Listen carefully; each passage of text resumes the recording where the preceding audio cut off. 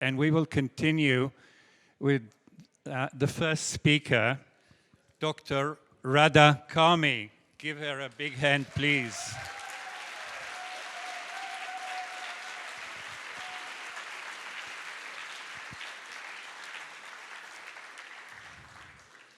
Ghada Karmi is a Palestinian physician, writer, and political activist.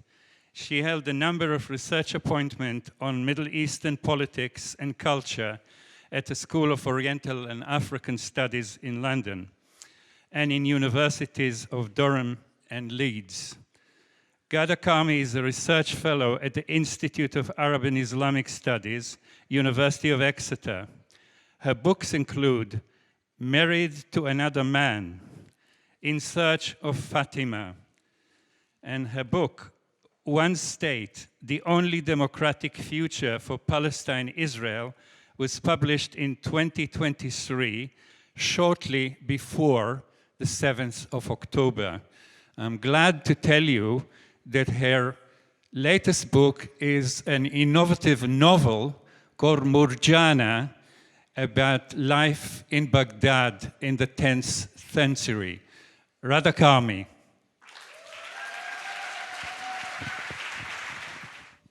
Hello, everyone. Yeah, okay, it works. Just wanted one small correction in the delightful introduction that Haim gave me. I am not at the University of Exeter anymore. That was formerly, so I was formerly a research fellow, but I am not now associated with the university. Now, should I stand here? It looks as if it's about to fall off, but I hope you can see me, because I'm... First of all, it's very nice to welcome such a large audience to this first Jewish Anti-Zionist Congress.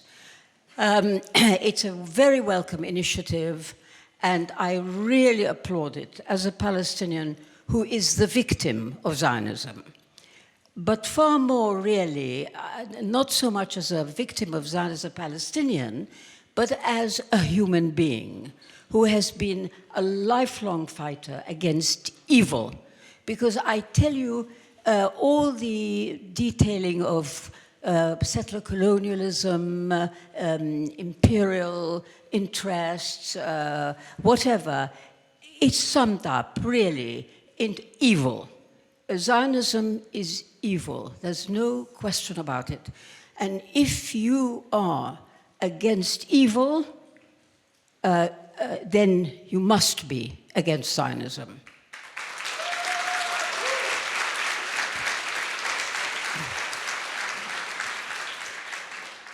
Now, having said all that and welcomed this initiative, I really want to be frank with you. I did not want to be here. This has nothing to do with commending you for this wonderful and courageous step. But I believe very much that the fight against Zionism is primarily an intra-Jewish affair, in which the Palestinians should have no part. It is for Jews, it is for Jews themselves to turn away from Zionism, to recognize the harm it has done them, to see how it has encouraged de-assimilation among settled Jewish communities throughout the world, and has obliged them to split their allegiances and sense of belonging between a foreign country, Israel, and the place where they have always lived.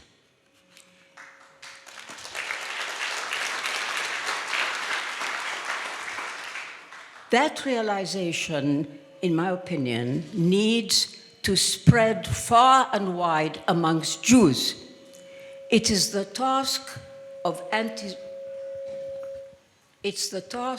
anti-Zionist Jews who have seen the light to do this work, and only they can do it. You know, you understand, of course, that many people who are not Jewish disown, fight against Zionism, are against it, etc. It doesn't have the same credibility as that of Jews who have turned away from Zionism or who never believed in it in the first place. Well, you know, for us Palestinians, anti-Zionism is not news. It is in our blood. We fought Zionism since before 1948, when it became clear that a foreign political force was snaking its way into our homeland with malign intent. Just how malign it would turn out to be was outside our imaginations at the time. But over the subsequent decades, Zionism would reveal its true nature. But even then, you see, there was a kind of liberal veneer to Zionism, which really fooled a lot of people, and particularly the Palestinian leadership in 1993, and got them to sign the Oslo Agreement. There was an idea, it grew up, this idea, that there are different kinds of Zionism, that you could have liberal, almost, you could have liberal, almost very friendly types of Zionism, which really served Western apologists for Israel and served to beautify the ugly facts of what really happened. So for us Palestinians, there are not different types of Zionism. There is no liberal Zionism. In fact, I would say liberal Zionism is the most pernicious of all the so-called types of Zionism, precisely because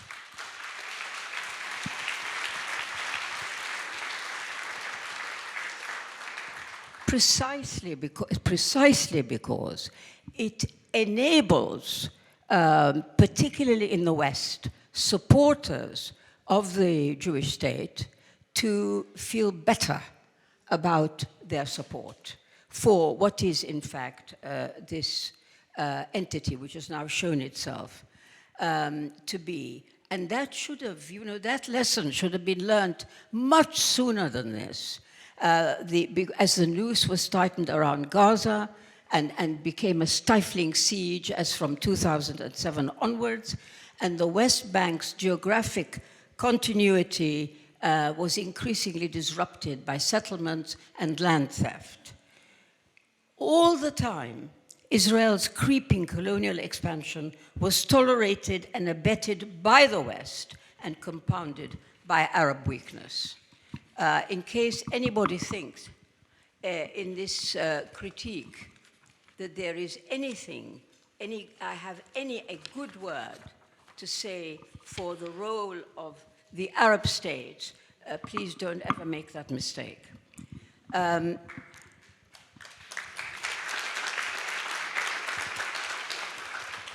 You see, if you think about it, with these alignments in place, as I've described, and the impunity that was lavished on Israel from the beginning, the genocide in Gaza and the accompanying assault on the West Bank should have been no surprise.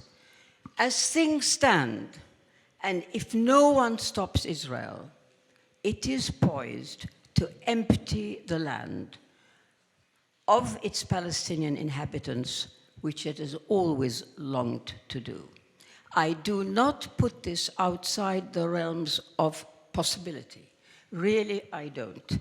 If you look at the reality, you look at what's been happening, why on earth should Israel stop what it's doing now? There's no pressure on it. And you can see that overnight it's attacked Iran.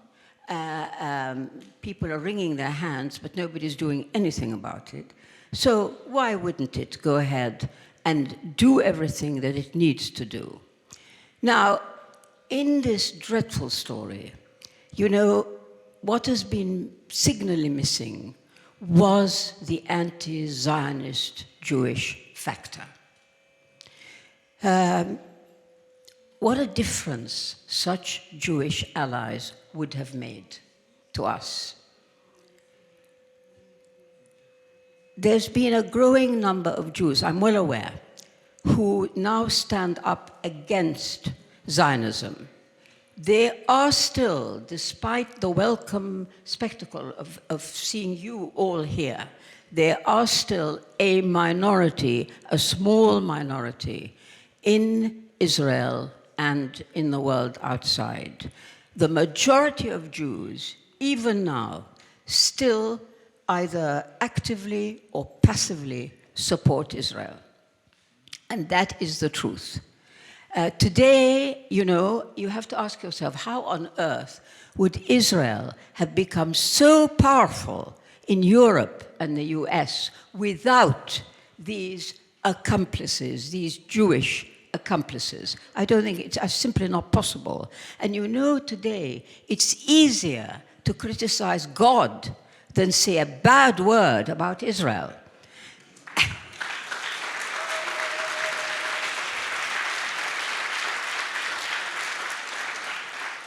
And the gag on free speech about Palestine has never been stronger. You know, in saying what I've just said, and just recapping, that I think the ball is in your hands. It's Jews who have to lead this anti-Zionist struggle. It's Jews who have to work on it. And, you know, don't think that I underestimate the difficulty of the task. But one thing I would urge you, please don't mix the struggle against Zionism with, quote, being nice to Palestinians. They're not the same thing.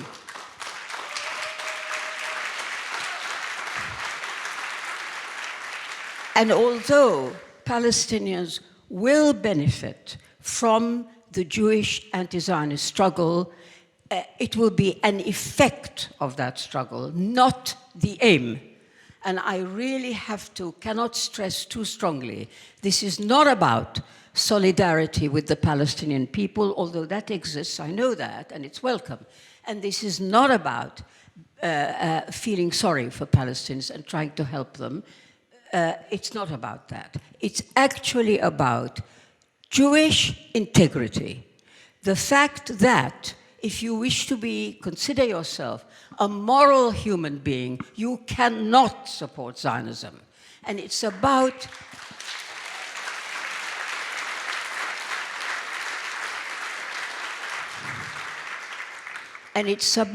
your sense of yourselves as people of integrity who have a strong moral sense and oppose systems like Zionism.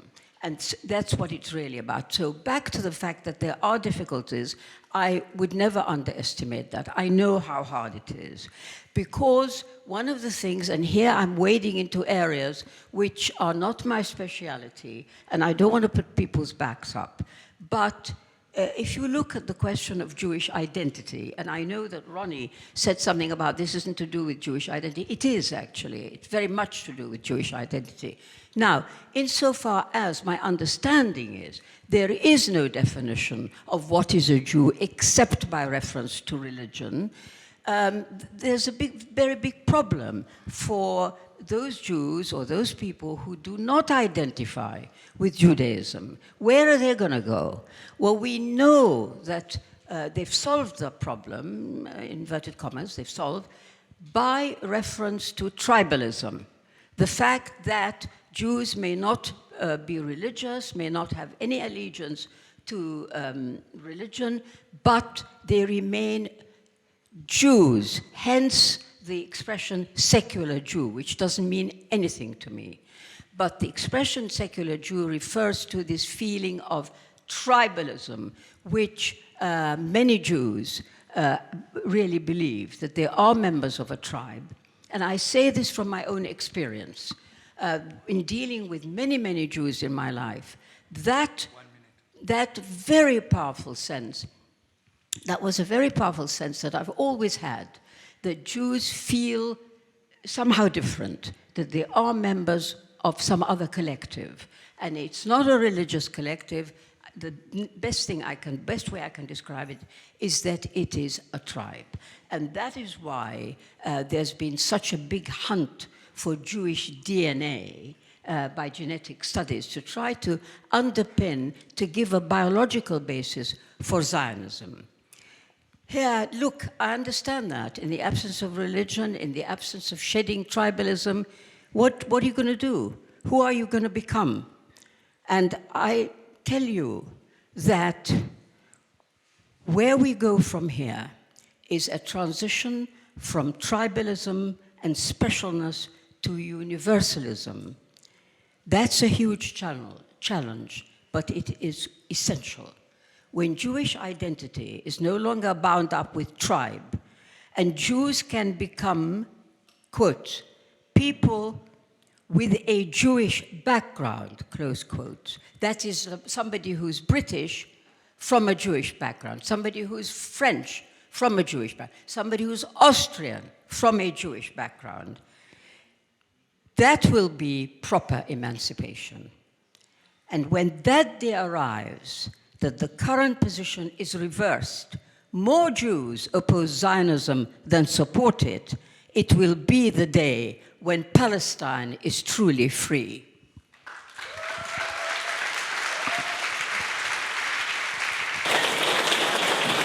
Now to present Francesca. She can't be here today, but she will join us online in a minute. I'll just remind you, though I'm sure you know, that Francesca is the Italian legal scholar and expert on human rights who was in 2022 appointed United Nations Special Rapporteur on the occupied Palestinian territories for a 3-year term. This year, actually in April, she was appointed for 3 more years. She is the first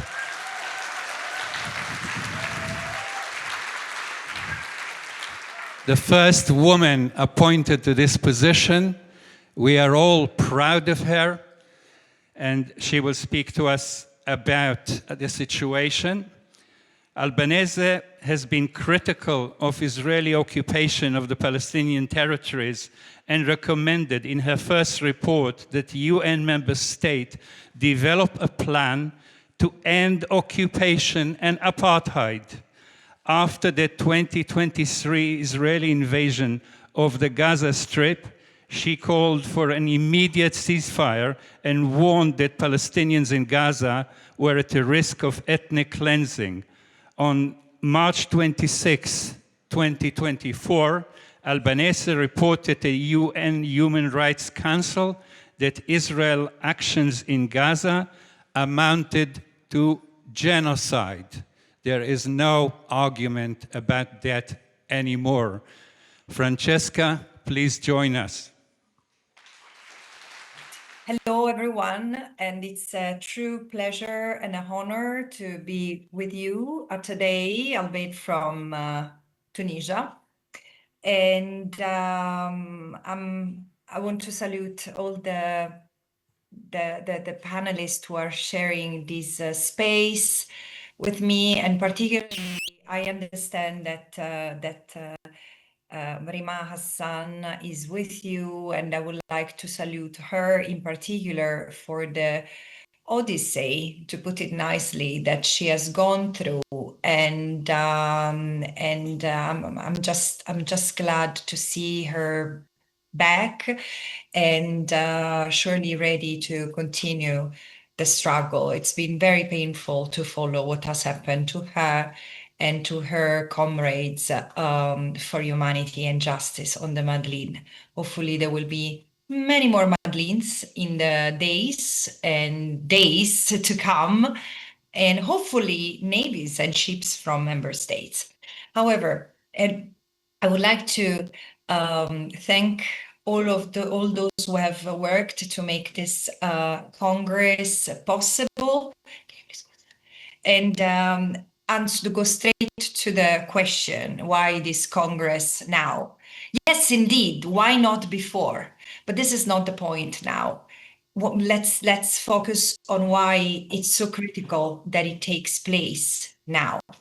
And there are two things that come to mind. The first is that, thank you. So this Congress is critical now because human rights require so. If 80 years of struggles, of popular struggles and recognitions of people's equal rights means something, today is the test. And I know all the criticism to international law. I'm familiar with it. I mean, I'm a critical legal scholar, so I know that international law comes from colonial roots, and so does medicine, and so does architecture, as long as it comes and it's imposed from this part of the world.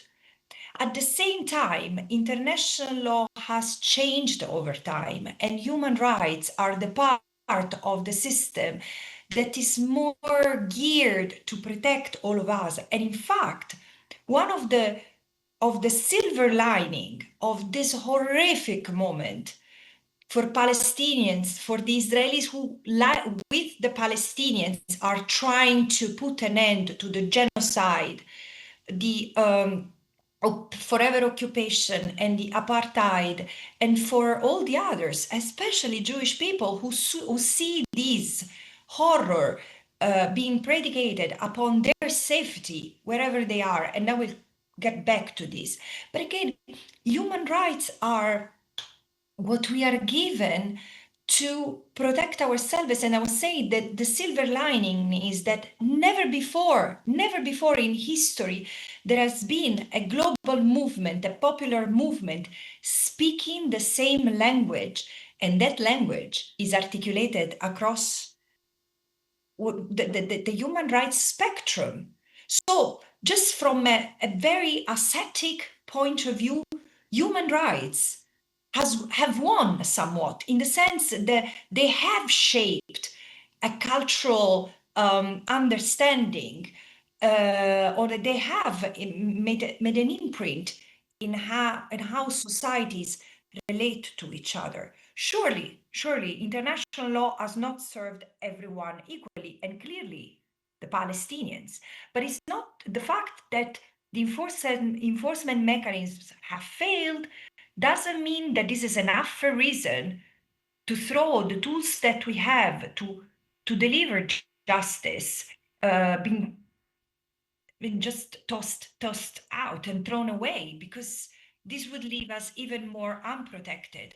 How do we manage to say that what Israel does and has been doing for 57 years, for 77 years, since even before existing as a state, is unlawful? Because there is a law. There is a law. It's not just immoral and irresponsible. It is unlawful.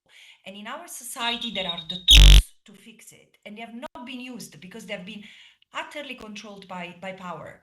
And this moment, Palestine is putting everything on a test. International law, humanity, and this is why now we need to use all the enforcement mechanisms we have to trigger them. I insist, accountability must be the marching order for all of us. Everyone who has provoked, has contributed, has profited from the genocide of the Palestinians in Gaza and the strangling and the erasure of the rest of Palestine, is to be held accountable. Surely Israeli leaders, those who have executed the genocide, but also European and other Western leaders, and so others in the global South, in the global majority. It's really, we need to use this opportunity as an anti-corruption moment and to get rid of all those who are not there to serve the interests of the people. And how do we do that? There are different means, and I'm very convinced that we need to stick to peaceful means. And international law is the way to, is one of the tools, in my view, is one of the most effective tools. So bringing people to justice, and with them, head of chief executives of businesses and the corporate sector, the financial sector, who has been profiteering from the genocide of the Palestinians. But this is another chapter, and I will have the chance to present my last findings soon. The second point is humanity. It's so not only human rights command that you guys have this reflection now, but it's humanity, because somewhat, I mean, I guess most of you are Jewish people, and I feel humbled and honored to be invited to your reflection. But look, for decades, the existence of the State of Israel, which has translated because of Zionism, which is it's not a religion, it's an ideology. Because of Zionism, the existence of the State of Israel has been predicated upon the dispossession, the depredation, the forced displacement of the Palestinians, the continuous humiliation and indignation of a people for generations. This has been done in your name. So you cannot stay. Of course, you cannot stay silent. You cannot stay passive. This is something that concerns you. So who you are is put on a test today. And I know that for many Jewish people, this comes as an internal struggle. And still, problems are there to be resolved, and struggles are there to be won over and overcome.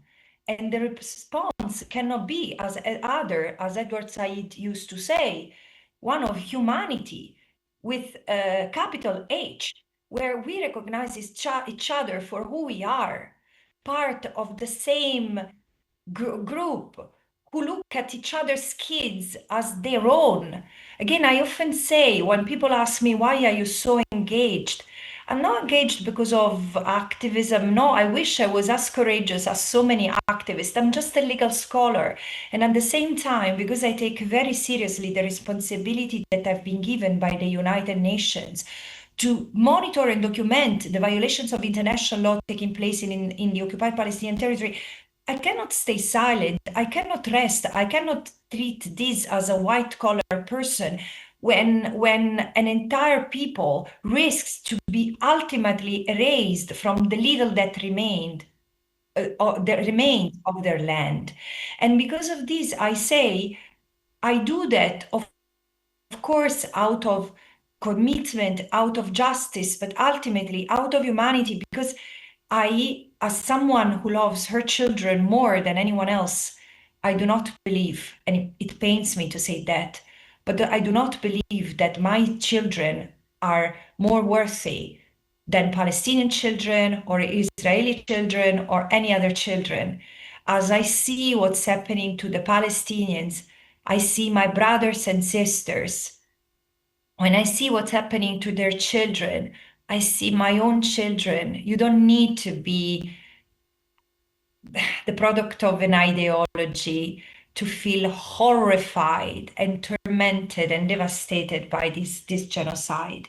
And this is why I also think, and this is my last point, it's also the time to investigate and really open up for a global reflection about that. The very fact that Israel keeps on calling itself the state of the Jewish people and only the Jewish people only is extremely problematic, because it projects the idea that only in a ghetto, being it a state or being it a city or being whatever, only in a ghetto the Jewish people can be protected. No, this shouldn't be an underpinned ideology.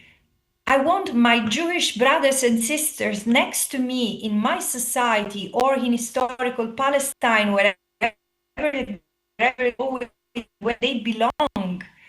I don't want you to feel unsafe in my society, wherever it is, in Tunisia or in Italy or I want you to feel safe wherever you are.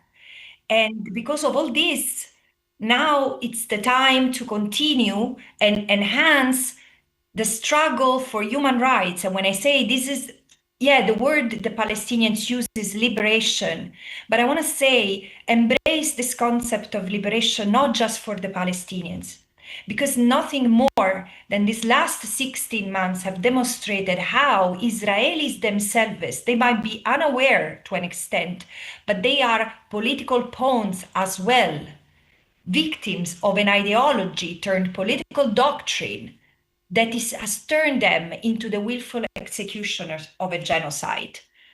Thank you so much. And again, apologies for not being with you, but I'm with you. I was with you yesterday, I'm with you today, and I will continue to be with you. Thank you. Thank you, Francesca, for being with us, but more for being with Palestine. Thank you very much.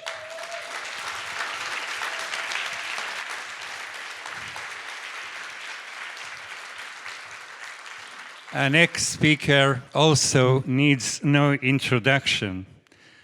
Professor Ilan Pappé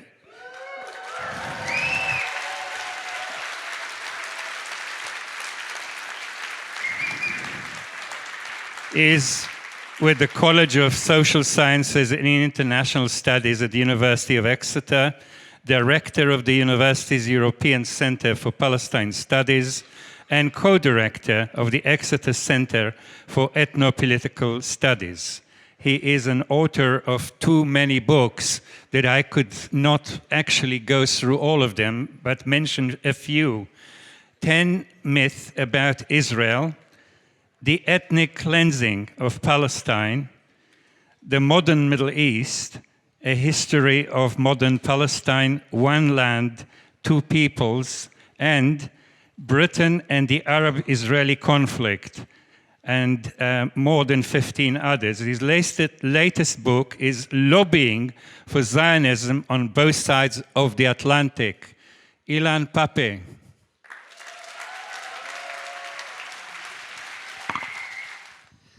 Hi, it's great to see you all here. It's very encouraging, very empowering, and I want to thank the organizers, the interpreters, everyone who was part of the logistics of this incredible historical event. People before me rightly pointed out two things that I think should be elaborated a bit further. One, that it doesn't come naturally to say, why do you need a particular Jewish movement for justice in Palestine? Shouldn't it be an international humanist movement where it doesn't matter what is your gender, religion, or ethnicity? And the second point that is important that Ghada mentioned, that this is not something that really involves the Palestinians directly, but something that can have an effect on the Palestinian just struggle for liberation and freedom. But I would go further than that. I would say it's not just an intra-Jewish discussion, rather. It's an intra-European discussion. You cannot at all, you cannot dissociate Europe's history, Europe's racism towards Jews, Europe's racism towards other people, Europe's complicity in inventing the idea of a Jewish state in Palestine, sustaining it and protecting it. Europe has to, and especially Western Europe, but not only Western Europe, has to ask itself, how did we arrive at this particular moment in 2025? And the answer is still the same answer, although we had already asked that question, people have asked this question 100 years ago. And it's the same answer. We are here because Europe thought it could not deal with its own racism towards Jews.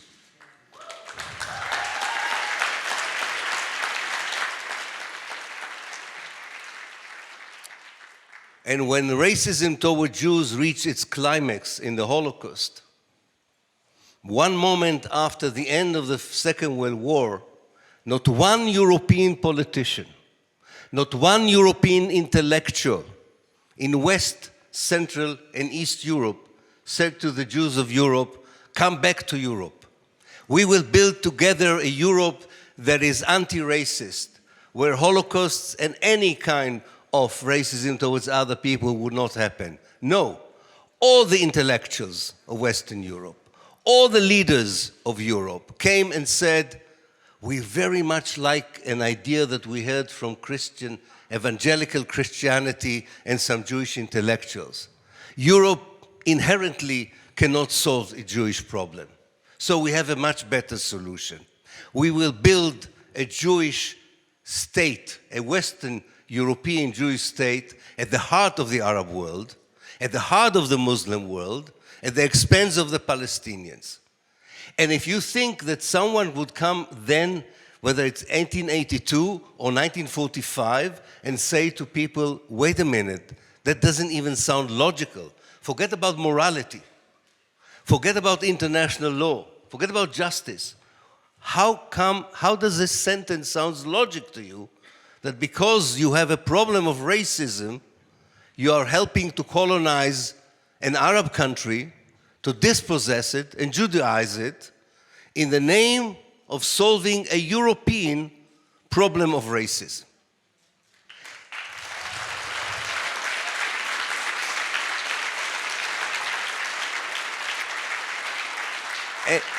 And this is why we need this conference.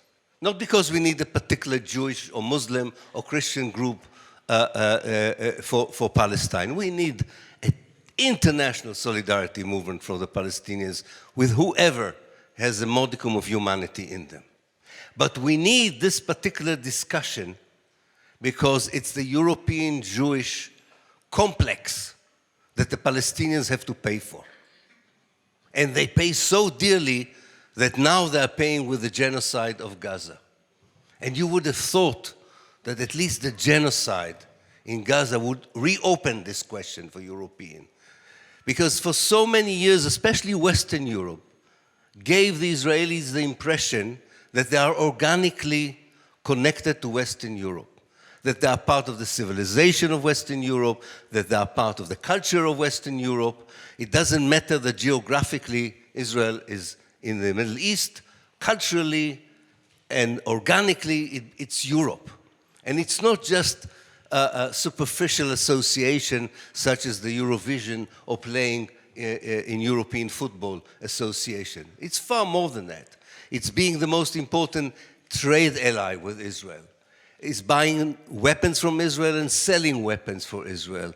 But more than anything else, providing it is immunity even when the worst crimes are committed by this state against the Palestinians. So those of you who were surprised about European political and cultural indifference to the genocide in Gaza, I suggest look at it as the ability of West Europe in particular, but not only West Europe, to look and accept that part of West Europe, or a society in West Europe, a state that belongs to West Europe, can commit genocide again after the Second World War.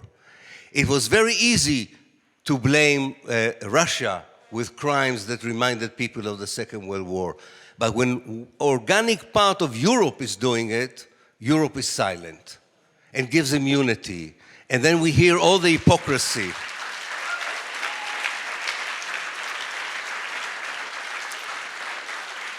So actually, this is a movement, first of all, of European Jews and ex-European Jews who are absolutely, and rather you're absolutely right. We're not discussing it with Palestinians. We're discussing it with Europeans. We're discussing it with Americans. We said, if you want to help deal with your own past, with your own racism, you have to help us in the struggle for a free, decolonized, and democratic Palestine. And that is the only way. That is the only way, not for the sake of the Palestinians. That is the only way that you yourself will be able to deal with your current racism that is not directed against Jews anymore, but is directed against Arabs and Muslims in the continent. That's the connection. I wish we had also many Arab Jews here, because we have two communities of Jews that were manipulated as part of this European unwillingness to deal with racism through the dispossession of the Palestinian and imposing a European state at the heart of the Arab world and the Muslim world. One group were the European Jews themselves, who were induced to come to Palestine and were part of the colonization and dispossession of Palestine.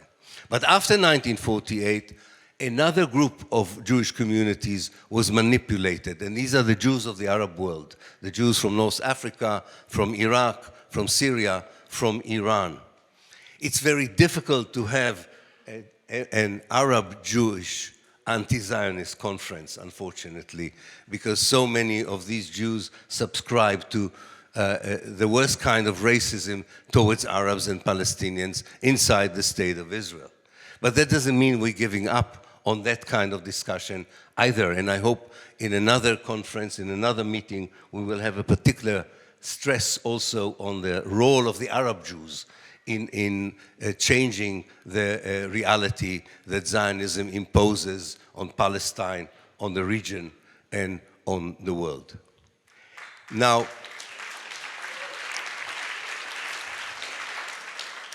there's another reason for this meeting here, I think, as well. Although many people rightly would say the key for stopping the genocide, the key for ending the dispossession of the Palestinian and the oppression of the Palestinian, the key lies in Washington. You hear it a lot. People would say, you know, it's, if you can change the American policy, then you can change the reality on the ground. There's more than one key, unfortunately. The Palestinians are facing a global alliance that is incredible, if you think about it, of different interests and different states and different ideologies that sometimes have nothing in common with each other, but are all believing that the European Jewish state at the heart of the Arab world, through the demolition of Palestine, serves their own interests. It could be an ideological interest, a theological interest, or an economic interest. But what is important that one of these allies, one of the most important allies, are the EU and other members of Western Europe. They are as important as the United States. If European governments would have taken a brave move today of sanctions, of stopping trade with Israel, of treating the state of Israel as a pariah state, this would have an immense effect on the situation in Palestine. This will not be a symbolic act that makes people feel better. This would be an actual position that would save the lives of many Palestinians tomorrow and the day after. So we have a role, both as European and also as ex-European Jews, if you want, or Jews in Europe today. We have a role to explain to our political elites, to our mainstream media, that they have been complicit in the origins of this project that produced the genocide in Gaza, that they are complicit in the genocide itself, and they will be complicit if the genocide is allowed to continue. But on the other hand, we have to tell them, you have the power to end it. You are not here to be just judged and be morally accused. We are talking to you because you have effective means to change the reality. And of course, we know our politicians. And I'm not very optimistic about our ability to deal with particularly this kind of generation of politicians we have in Europe today, especially in Western Europe. Self-centered, very little caring for the interest of their own electorate. But nonetheless, we should continue the pressure because these governments have the power not to change the reality in Palestine towards a total decolonization and freedom, but at least to stop the next stages in what becomes very clear an Israeli continued plan to use what they deem as a window of opportunity to wipe out Palestine as a nation, as a country, as a history. Civil societies are very important, and I'm sure that their struggle has an impact. And we could already see some of its impact on some of the governments. But it is not a problem outside of Europe. It's a problem inside Europe, because Europe dealt with its own problems through the colonization of Palestine and the dispossession of Palestine. I would have liked to say this is our first and last conference, but it will not. Unfortunately, we will probably need another conference, and I hope not more than 4 or 5, so that conference number 5, we would say, we don't need it anymore. I want to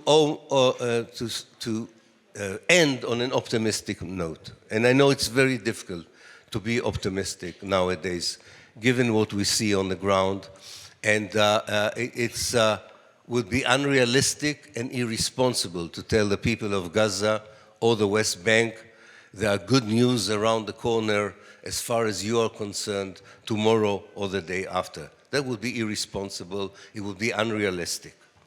But those of us who are fortunate enough not to be the victims, the direct victims of this horrible Israeli inhumanity and brutality, have a role to think also strategically, not just tactfully for tomorrow.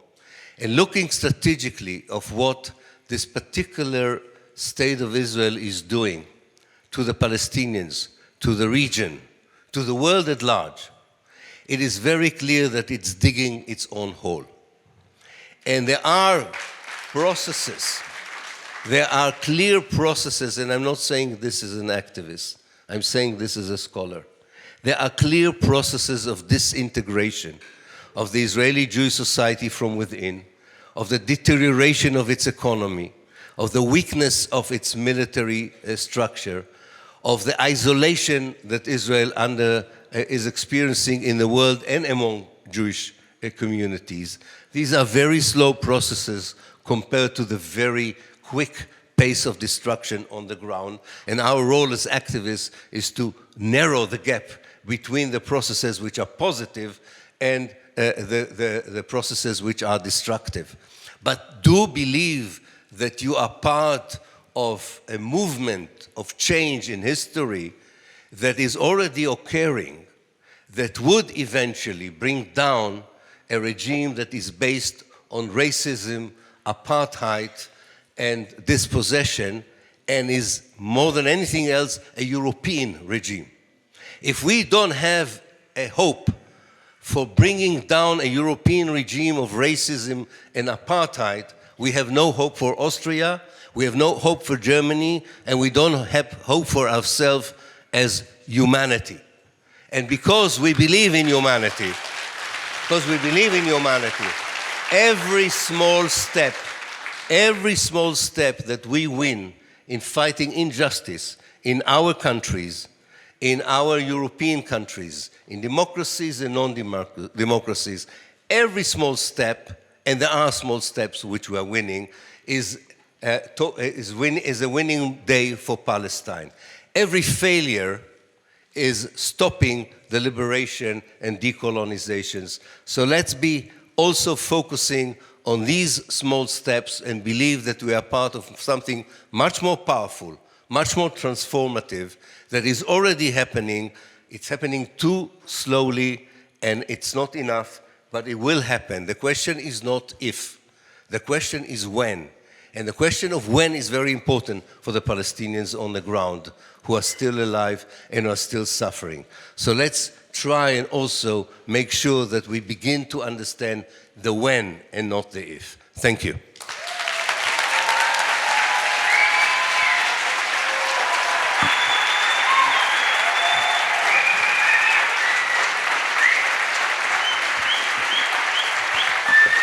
I will introduce Rima while the connection is being fixed. Rima Hassan Mubarak is a French jurist and politician of La France Insoumise, of Palestinian origin, born in the refugee camp of Nairab, near Aleppo in Syria. Stateless, she arrived in France at the age of 9 and settled with her family in Niort. After obtaining French nationality upon reaching adulthood, she earned a master's degree in international law from the Panthéon-Sorbonne. Hassan founded in 2019 the Refugee Camp Observatory, an NGO dedicated to the study and protection of refugee camps worldwide.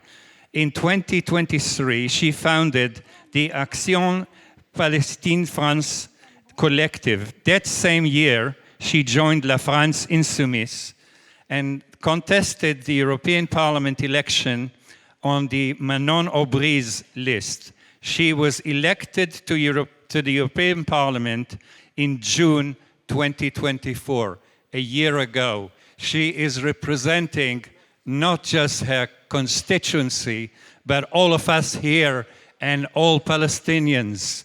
Thank you, Rima. Merci beaucoup et je suis désolée pour les conditions, je ne suis pas avec vous, je suis en distance. Comme vous le savez, je suis arrivée hier depuis notre départ avec la flottille de la liberté. Donc je suis vraiment désolée de ne pas être avec vous, mais je tenais au moins à faire cette participation en visio pour vous envoyer toute ma solidarité et mon amour. Et je vais faire un tout petit mot, si vous voulez bien. 5 minutes, j'ai à peu près 5-10 minutes, c'est ça? Oui. Oui, merci beaucoup.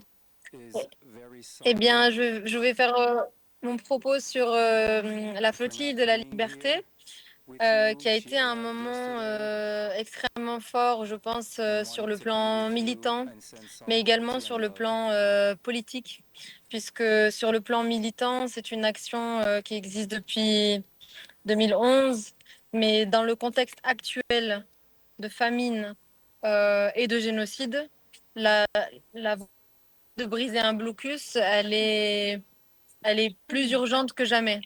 Donc c'était très important pour moi de participer à cette action et militante, qui est éminemment militante et éminemment politique, parce qu'elle a permis de remettre un peu aussi au centre à quel point le blocus imposé par Israël était inhumain, sadique et profondément injuste, parce que c'était une occasion pour nous de montrer que même quand 12 personnes civiles, des citoyens ordinaires, moi j'étais à bord du navire, il y avait un médecin, il y avait 2 ingénieurs, il y avait 2 capitaines qui avaient déjà fait des actions humanitaires de ce type ou de sauvetage en mer, il y avait 2 journalistes et des personnes de la coalition.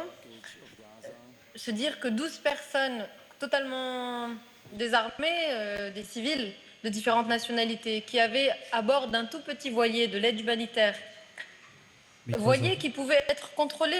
Il pouvait être contrôlé avec des drones. Ils pouvaient même envoyer, s'ils veulent, des soldats pour juste vérifier, il n'y a pas d'armes, à bord du bateau, il n'y a que de l'aide humanitaire. Nous, on aurait éventuellement laissé faire. Mais voir que même quand c'est juste 12 civils sur un tout petit bateau qui viennent avec un peu d'aide humanitaire pour soutenir ce peuple qui est en train d'être affamé et qui vit un génocide, et qu'Israël est prête à envoyer plusieurs unités avec des dizaines et des dizaines de soldats, plusieurs bateaux, plusieurs Zodiacs, des armes. On nous a pointé des armes sur nous quand même au moment où on nous a kidnappés, parce que c'est un kidnapping, je vais y revenir. Eh bien, ça permet quand même de mettre en lumière à quel point ce blocus est inhumain. On n'est pas venu briser ce blocus avec des chars et avec des armes. Rima, est-ce que je peux te couper la parole, s'il te plaît? La volonté de tuer des soldats israéliens ou je ne sais quoi d'autre. On n'est pas venu en violence. Hello. On est comment? So I will just take this opportunity to just go through what she has said until now. She's sorry for not being able to be here. She just came back yesterday, as we all know. She wanted to be with us to show, at least online, to show her solidarity and her love. The action that she has been taking is not only militant, but also political. It was important for them to at least set a precedent to try to break this blockade, and in the context of the famine that is going on in Gaza since years now, which is deeply unjust. There are 12 civilians, or they were 12 civilians on this boat, on this little boat that has been capsized by the IOF. Yeah, Rima, tu peux continuer maintenant, merci. Pardon, excusez-moi, j'avais pas compris que la traduction était en... Donc je fais plus attention maintenant. Et donc, voilà, ça a au moins permis ça. Maintenant, sur la manière dont les choses se sont passées, on a été kidnappés en eau internationale. Donc, c'est important quand même de le dénoncer comme tel. Nous étions en eau internationale et ça a été confirmé par le consulat général de France, qui est rentré en contact avec nous après. So we were kidnapped in international waters, which was also said by the General Consul of France. Et nous étions, donc, comme je vous le disais, 12, et nous avons été traînés de force jusqu'au port de Ashdod, alors que nous voulions continuer. Alors, au début, le régime de Netanyahou nous a dit je vous conseille de faire demi-tour, faites demi-tour, sinon ça va mal se passer pour vous. On a dit, nous, on est en parfaite légalité. C'est vous qui ne respectez pas le droit international. L'ONU a rappelé que nous avions le droit de livrer de l'aide humanitaire, y compris à Gaza, qui est sous occupation. Même dans un contexte d'occupation, nous avons le droit de livrer de l'aide humanitaire par voie maritime. Donc, nous ne faisons rien d'illégal. Nous allons continuer jusqu'à Gaza. So we were taken by force to the port of Ashdod, and the government said that we are doing something illegal, which we were not, because the United Nations also said that even though the Gaza is under occupation, it is our right to try to bring help to Gaza. The government, the Israeli government, said the opposite, of course, but there is nothing to that. Et donc, nous avons continué, et donc, ils ont fini par nous intercepter et nous arrêter au milieu de la nuit. Donc, ils nous ont, autour de 2h30 du matin, ils nous ont d'abord envoyé des drones qui ont couvert le bateau de peinture. Je crois que c'était un peu pour nous marquer. Et c'est très humiliant d'ailleurs. Mais en plus, c'était pour empêcher toute circulation sur le pont du bateau, parce que cette peinture faisait que ça glissait de partout. Et c'était impossible de marcher. Donc il n'y avait que les soldats qui étaient ensuite équipés avec les bonnes chaussures pour pouvoir marcher. Et donc au début, ça nous a fait paniquer parce qu'on ne savait pas c'était quoi le liquide qui tombait, parce qu'on était au milieu de la nuit, on avait peu de lumière, et on voyait juste un liquide blanc tomber en couvrant tout le bateau, quasiment tout le pont. Et donc il s'est avéré que c'était de la peinture, essentiellement de la peinture pour nous marquer et faire glisser les personnes qui pouvaient marcher sur le pont. So we were intercepted around 2 a.m. in the morning. There were drones that were shooting paint on the boat. It was very humiliating. It was wet paint that not only marked us, but was also very slippery, so we could not walk on the deck. Only the soldiers who were equipped with the proper shoes or equipment could walk. This was a liquid, it was dark, and we were in panic. Et ensuite, c'est là où deux Zodiacs et plusieurs bateaux ont encerclé notre bateau à nous. Ils sont montés à bord du bateau. Ils nous ont isolés sur le pont au milieu de la nuit, où on a dormi sans couverture, sans gilet sans sac de couchage. Et eux, ils ont dormi à l'intérieur. Les soldats, eux, ils étaient au chaud à l'intérieur. Ils sont rentrés dans les cabines.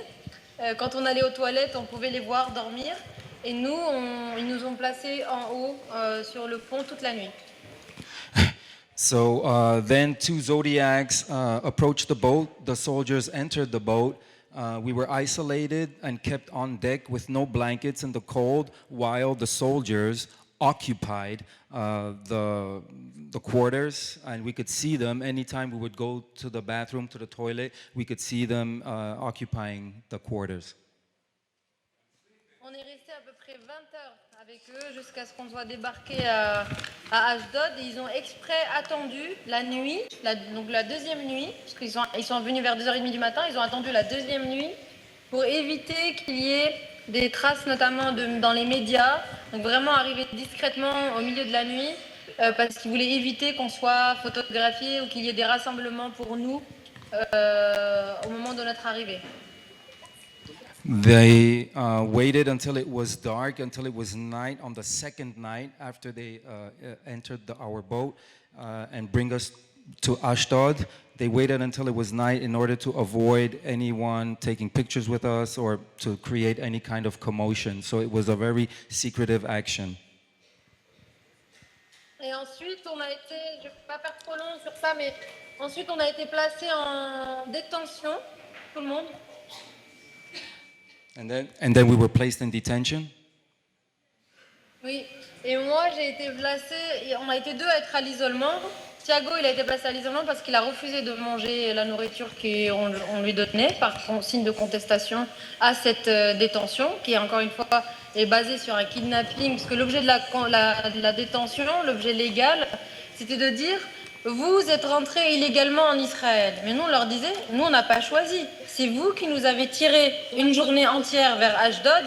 Nous, on voulait aller à Gaza. Donc, et ensuite, ils nous ont mis en détention pour entrer illégal sur le territoire israélien. We were placed in detention. I was put in isolation, and also a second person was put into isolation because the second person refused to eat the food that was given to them by the IOF. It was a kidnapping, a clear kidnapping, and they still said that we entered Israel illegally, even though they did not enter illegally, but were kidnapped. Their objective was to go to Gaza to deliver help. Et du coup, nous avons été deux à être placés en isolement. Ça, c'est le moment important quand même à partager. Thiago, parce qu'il a refusé la nourriture du centre de détention pour contester justement cette procédure. So we were placed in isolation, and especially the second person who refused to take the food, who was also placed in isolation. And I think this is a point that we want to stress. Et moi, j'ai été placée en isolement parce que j'ai écrit, j'ai gratté sur le mur Free Palestine, Nakba et Gaza Genocide.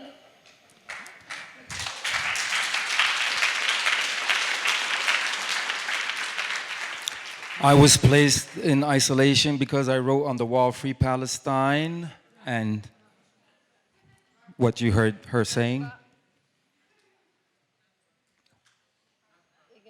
Nakba and Gaza Genocide. Merci. Et nous ont, à l'isolement, on a été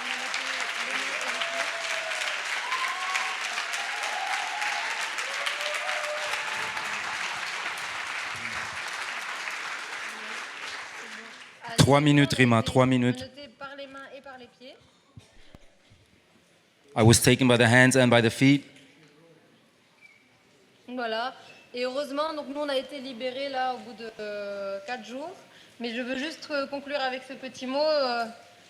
Voilà, moi, j'ai vu, c'est la première fois que j'allais en Palestine, après 1948 et la Nakba que ma famille a vécu. J'y suis rentrée pour la première fois avec le t-shirt que j'avais sur moi, qui m'ont forcé à enlever. Mais c'était un t-shirt sur la Nakba, c'était un t-shirt avec la date de 1948. C'était pour moi un rappel. Alors, ils l'ont très mal vécu parce qu'ils ont été très agressifs, mais ils m'ont forcé à enlever le t-shirt. Mais c'était pour moi une manière de leur dire que 4 générations après la Nakba, quel que soit le moyen, nous rentrerons en Palestine et nous serons là pour rappeler ce sur quoi s'est fondé l'État d'Israël, c'est-à-dire le nettoyage ethnique des Palestiniens qui a commencé dès 1948. 4 days after that, we were liberated. It was my first time being in Palestine. I had a t-shirt on with the date 1948, which also reminded the occupation soldiers of the Nakba. They hated it for that, and they made me take off my t-shirt. And it was just a reminder from me to them that even after 4 generations after the Nakba, we still do believe that we will come back and... excuse-moi, c'était quoi la dernière phrase que tu m'as dit? On reviendra pour rappeler ce sur quoi Israël s'est fondé, à savoir le nettoyage ethnique des Palestiniens qui a commencé dès 1948. Yes, and that we will come back and remind Israel that their state is founded upon the ethnic cleansing of the Palestinian people since 1948.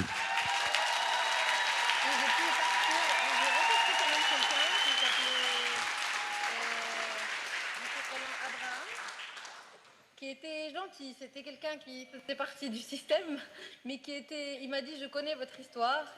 Et quand il m'a transféré à l'aéroport, on était menottés, mais je lui dis, s'il vous plaît, est-ce que je peux ramasser une fleur et... Ah, je vais pleurer.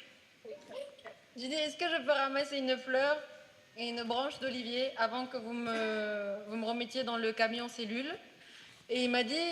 Il faisait partie du système, donc il participait à me persécuter aussi, mais il m'a dit, je connais votre histoire, et il m'a dit, oui, vas-y, tu peux y aller. Donc je suis allée à côté, il y avait une sorte de petit jardin, et j'ai pris une branche d'olivier et une fleur que j'ai ramenée avec moi. Et je crois qu'avec moi, je vais la remonter.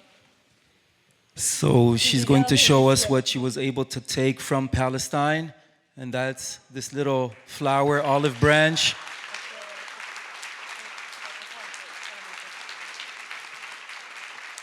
So the story behind this is the soldier that was taking her back, or deporting her basically, told her that he knows her history or the history of Palestine, and she said she was very emotional and is very emotional right now, and she asked him if she was allowed or could take an olive branch or a flower to remind her of her home, and he graciously said, yes, go ahead, although he was being a perpetrator.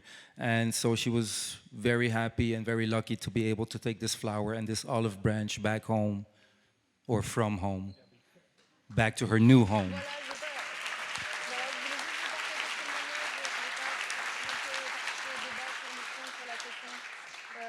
Du sionisme, etc. Mais je suis convaincue d'une chose, c'est que la survie des personnes qui sont aujourd'hui dans la nationalité israélienne sur la Palestine historique dépend de leur capacité à se débarrasser du sionisme. Ça, j'en suis convaincue, et j'espère qu'il y aura sur cette terre, et je suis convaincue qu'il y aura de la place pour tout le monde, à condition qu'on se débarrasse tous et toutes du sionisme. I didn't get... Hello. I didn't get the first part, yes, but she said basically that she is convinced that if we work together, we will get rid of Zionism and this world will be a better place for everyone. Thank you so much. Merci Rima, merci beaucoup. Merci beaucoup. Merci à vous.